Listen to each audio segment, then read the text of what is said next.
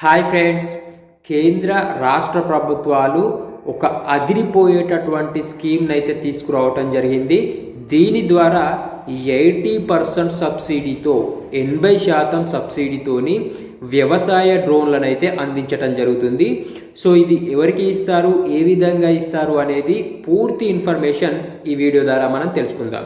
So మనకు కేంద్ర ప్రభుత్వం నమో డ్రోన్ దీదీ అనేటటువంటి ఒక పథకాన్ని అయితే తీసుకొని రావటం జరిగింది. దాని ద్వారా డ్రోన్లను అయితే 80% సబ్సిడీతోని అందించడం జరుగుతుంది. సో ఈ యొక్క నమో దీదీ డ్రోన్ స్కీమ్ ఏదైతే ఉందో దీని ద్వారా మన రాష్ట్రానికి 75 డ్రోన్లను అయితే కేంద్ర ప్రభుత్వం అందించడం జరుగుతుంది.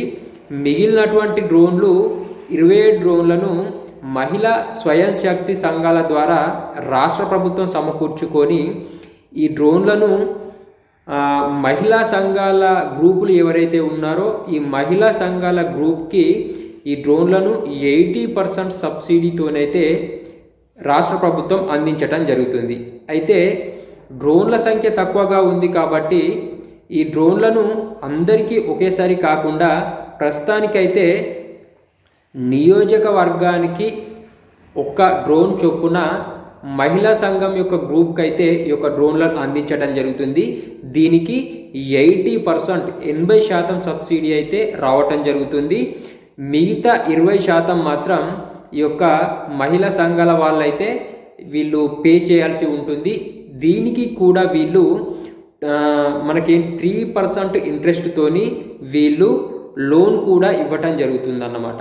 సో దీని ద్వారా మొత్తం లోను 20% లోను 80% సబ్సిడీతోని వ్యవసాయ డ్రోన్లను మహిళా స్వయం శక్తి సంఘాలకైతే అందించడం జరుగుతుంది. సో ఫ్రెండ్స్, ఈ వీడియో మీకు పూర్తిగా అర్థమైందని నేను ఎక్స్పెక్ట్ చేస్తున్నాను. ఈ వీడియో కనుక మీకు నచ్చినట్లయితే ఒక లైక్ చేయండి. మన ఛానల్ని ఫస్ట్ టైం చూస్తున్న వాళ్ళు ఎవరైనా ఉన్నట్లయితే మన ఛానల్ని సబ్స్క్రైబ్ చేసుకోండి.